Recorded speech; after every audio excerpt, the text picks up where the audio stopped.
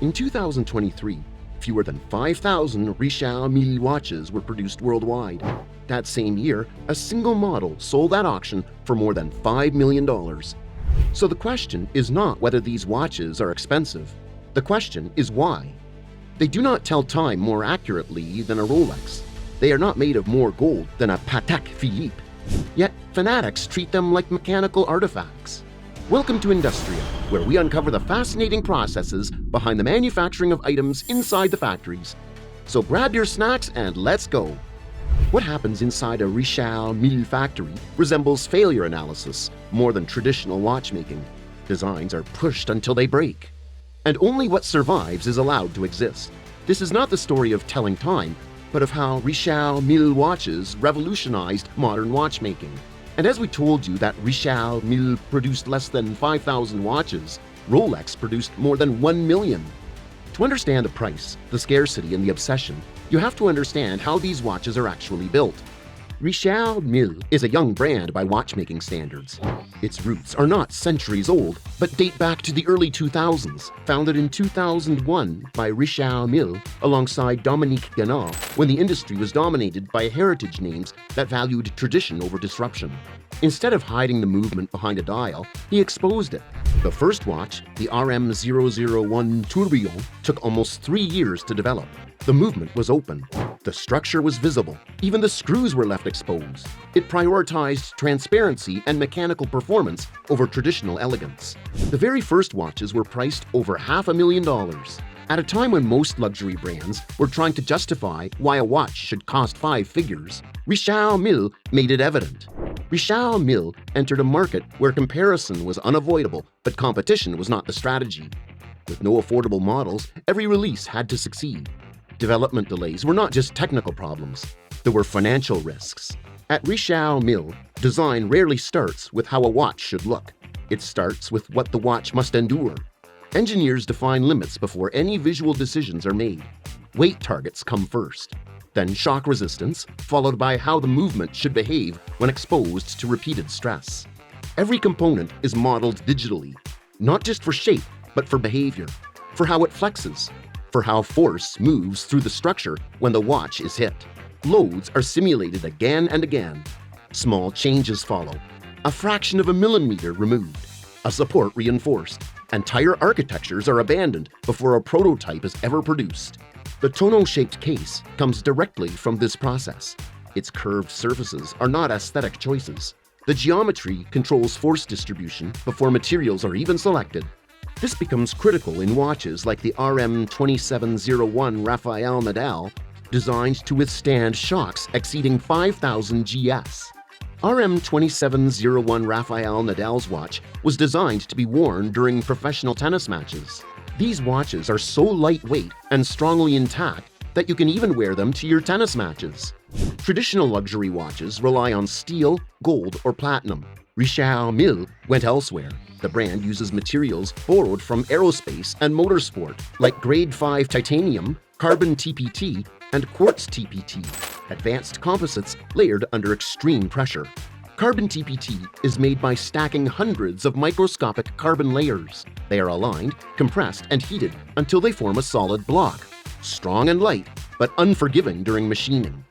Sapphire cases, like those used in the RM5602 Sapphire Tourbillon, are even more difficult. Growing and machining sapphire can take hundreds of hours. One mistake destroys the entire case. These materials change how the factory operates. Machining speeds are slow. Tool paths must be adjusted constantly. Production timelines become unstable. But before we unfold more on how Richard Mille watches are made, just a quick reminder, if you're liking this video so far, you'll love what else we've built here on INDUSTRIA.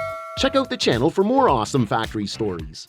Unlike many luxury brands that place movements into pre-made cases, Richard Mille designs the movement first, then builds the case around it. Movements are developed in collaboration with specialist manufacturers, but the architecture is unique. Bridges are skeletonized until nothing unnecessary remains. Base plates are shaped for rigidity, not symmetry. In watches like the RM1103 flyback chronograph, you can see torque indicators and function selectors.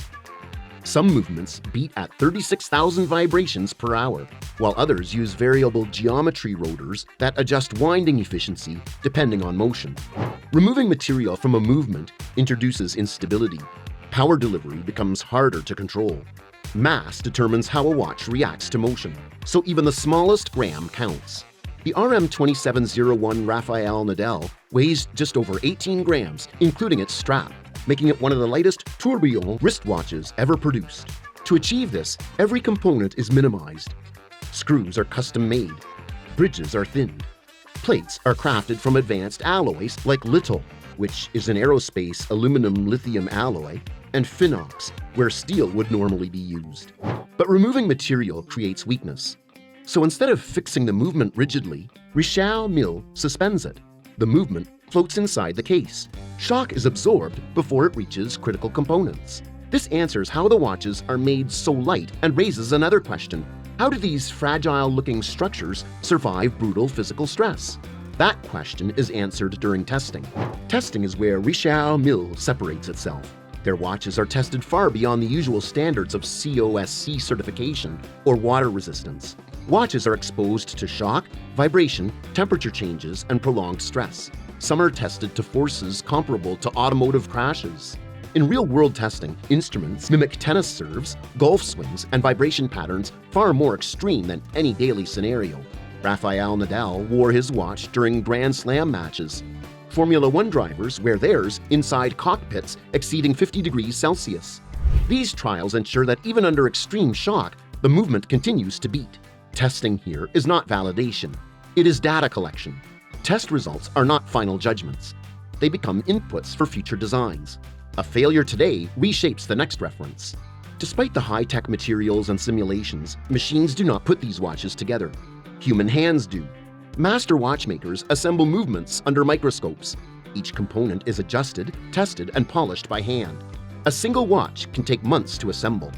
Each watch is treated individually. In complex models like the RM5003 McLaren F1 or the RM3802 Bubba Watson, tolerances are so tight that assembly alone can take weeks. Nothing can be replaced easily. If a component fails, it often must be remade from scratch. A Richard Mille case is not a container. It is part of the mechanism. Most cases are built from three components: the bezel, the case band, the case back. They are held together with spine screws developed specifically for the brand. These screws apply uniform pressure and prevent stress concentration. In sapphire models like the RM5302 Sapphire Tourbillon, even tightening the case requires extreme care. Sapphire does not flex. Every tolerance must be exact. If a Richard Mille watch does not use more gold than a Rolex, why is it priced at 6 to 7 figures? First, every model is limited. Many are produced in less than 100 pieces worldwide. Second, decades of development feed into every new reference. Research and development costs are enormous because complications, materials, and structures are often invented from scratch. Third, advanced materials like carbon TPT and graphene composites cost far more than traditional metals. Fourth, each movement is assembled by hand and tested to engineering tolerances rarely seen in luxury watchmaking. Some references triple or quadruple their value on the secondary market. It reflects development time, failed components, and low-volume production. Each finished watch carries the cost of failed development. Richard Mille's success has not been without criticism. Purists sometimes dismiss the designs as aggressive or overly technical compared to classic brands. Some critics call certain models unnecessarily extravagant. There have been social backlashes when high-value pieces are stolen due to visibility and resale value.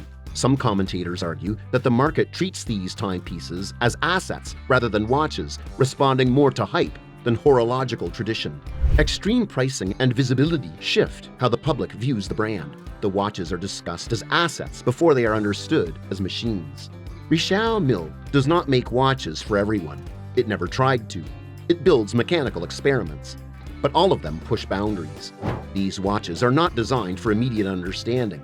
They are meant to be examined, and once you understand how they are made, the price stops being the question.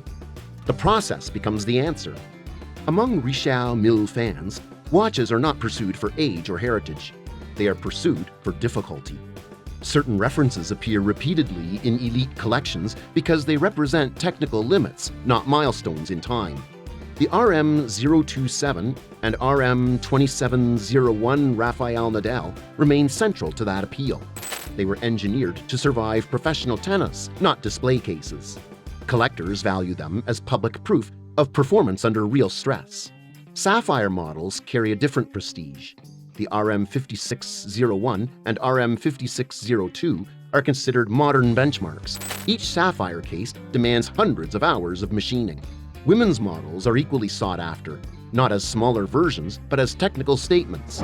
References like the RM0701, RM037, and RM1902 Tourbillon use the same materials and engineering standards. They are collected for precision, not gender. Tourbillons dominate across collections. Models such as the RM008, RM011 Philippe Massa, and RM6702 reflect different solutions to balance, weight, and visibility. Collectors buy complexity that cannot be repeated easily. Richard Mille watches do not exist to compete with tradition. They exist to test its limits. Every case shape, every material choice, every exposed screw is the result of a question being pushed too far and answered anyway. What survives that process becomes the watch. These timepieces are not defined by luxury in the classical sense. They are defined by constraint, failure, and precision under pressure. Low production is not intentional scarcity. It is the consequence of engineering that cannot be rushed or replicated easily. This is why comparisons fall apart. They are not meant to be worn quietly or understood instantly. Richard Mille is not selling time. It is selling proof that modern watchmaking can still be pushed forward. And there you go, how Richard Mille watches are made. Don't forget to like, share, and subscribe to INDUSTRIA. And if you are interested in finding out how the New York Times newspapers are made, then you must check out the video on the channel. And let us know in the comments what stuff we should dive into next.